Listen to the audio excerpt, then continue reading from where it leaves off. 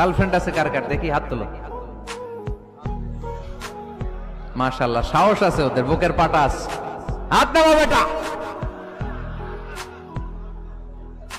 এই গার্লফ্রেন্ড বয়ফ্রেন্ডের সাথে আমাদের কোনো সম্পর্ক, আমরা বিয়ে করব। কি করব? বিয়ে করব। চেয়ারম্যান সাহেব বিয়ে করাই দিন এগুলোরে, আপনার দায়িত্বে দিয়ে গেলাম। এই গার্লফ্রেন্ড বয়ফ্রেন্ড এগুলো ইসলামের কালচার নয়। বিয়ের চেয়ে ভালো কাজ পৃথিবীতে হতে পারে। বিয়ে করতে গেলেই বাপে বলে আগে নিজের পায়ে দাঁড়া। তো এতদিন ও কার পায়ে দাঁড়াইছে? ছেলে মেয়েদেরকে সাহস দেন, ছেলেও পড়বে। ওই যে একজন চিল্লান দিয়ে উঠছে, ওর কমন পড়ছে। কমন পড়ছে, মাশাআল্লাহ। গার্ডিয়ানরা যারা আছেন ওদের দুঃখ কষ্ট একটু বুঝছেন আপনারা, মিলাই দিয়েন ওদেরকে, বিয়ের পিড়িতে বসায় দিয়েন। বিয়েতে কল্যাণ, বিয়েতে বরকত। বিয়ের মতো ভালো কাজ হতে পারে না।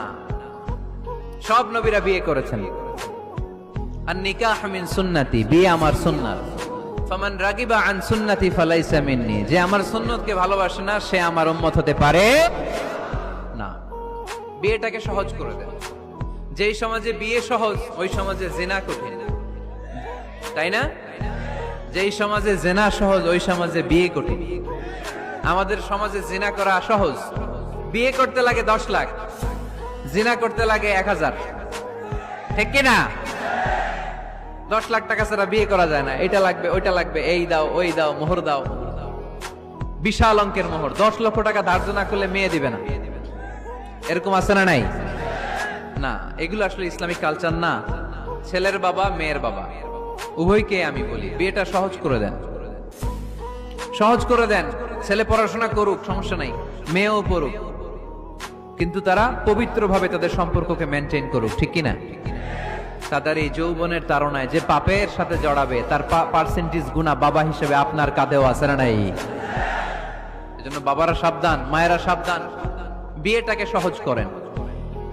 এই এলাকার যুব সংঘ যারা আছো, তোমরা একটা ক্যাম্পেইন করবা এই মাহফিলের পরে, টাইমলি ম্যারেজ ক্যাম্পেইন।